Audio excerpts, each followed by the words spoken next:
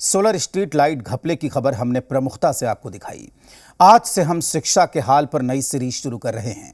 इसमें अलग अलग जिलों के स्कूलों से जुड़ी खबरें हम आपको दिखाएंगे। फिलहाल बात पश्चिम चंपारण जिले की, जहां अच्छी खासी तादाद में छात्र पढ़ाई के लिए स्कूल आते हैं, लेकिन स्कूल में उन्हें बिठाने के लिए कमरे नहीं हैं। कई स्कूलों में खुले आसमान के नीचे क्लास लगती है, तो कई स्कूल ऐसे हैं जो झोपड़ी में संचालित हो रहे हैं। बेंच और टेबल तो दूर, बच्चों को जमीन पर बैठकर पढ़ना पड़ रहा है।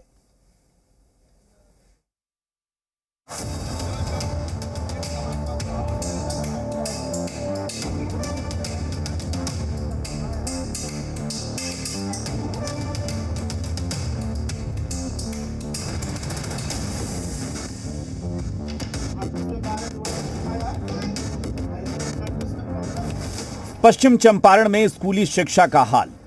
कहीं झोपड़ी में स्कूल, कहीं खुले में क्लास। पेड़ पर बंधी घंटी, एक कमरे में कई क्लास। बदहाली और बदइंतजामी की ये तस्वीरें देखिए।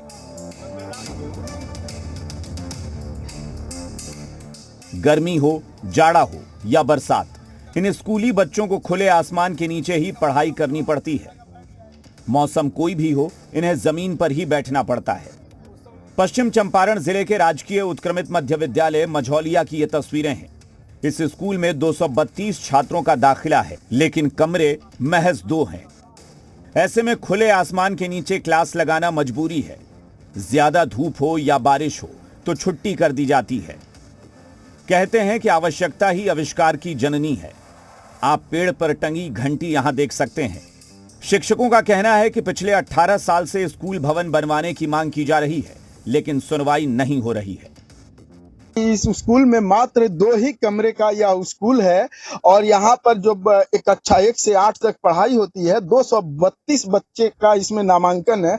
हम जानने की कोशिश करेंगे। बाबू, क्या नाम है? नंदिनी कुमारी। नंदिनी कुमारी। स्कूल में क्या क्या नहीं है? भवन नहीं है। हाँ। क्या क्या नहीं है बाबू? स्कूल में क्या क्या नहीं है?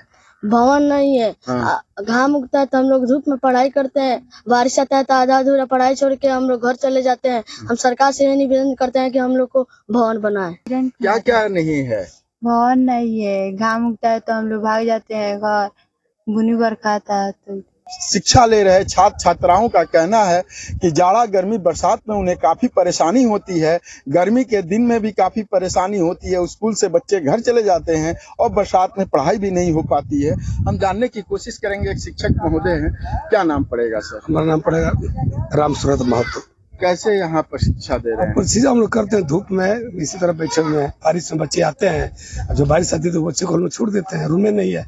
ये हम लोग समस्या लगभग मैंने 18 साल से है और सरकार से हमारा निवेदन है ये हम लोग कभी मैंने तुरंत मैंने पूरा करे, जिससे हम लोग पढ़ाई सही रूप से होके। अब राजकीय प्राथमिक विद्यालय सतभिड़वा की तस्वीरें देखिए। आप अचरज में पड़ जाएंगे। एक ही कमरे में 2-2 ब्लैक बोर्ड हैं और 2-2 शिक्षक पढ़ा रहे हैं। अंदाजा लगाइए कि यहां बैठे छात्रों को क्या समझ में आ रहा होगा। इस स्कूल में 81 छात्रों का दाखिला है, जबकि शिक्षक 4 हैं। झोपड़ी में चल रहे इस स्कूल के एक कमरे में 3 क्लास की पढ़ाई एक साथ होती है। यहां पढ़ने वाले छात्र हर मौसम में परेशानियों से गुजरते हैं। आप देख सकते हैं इधर कक्षा 3 की पढ़ाई हो रही है। यहाँ पर एक शिक्षिका हैं, वो पढ़ा रही हैं और यहाँ पर कक्षा 3 की पढ़ाई हो रही है। देखिए ग्रामीण स्कूलों की बदहाल करती हुई तस्वीर।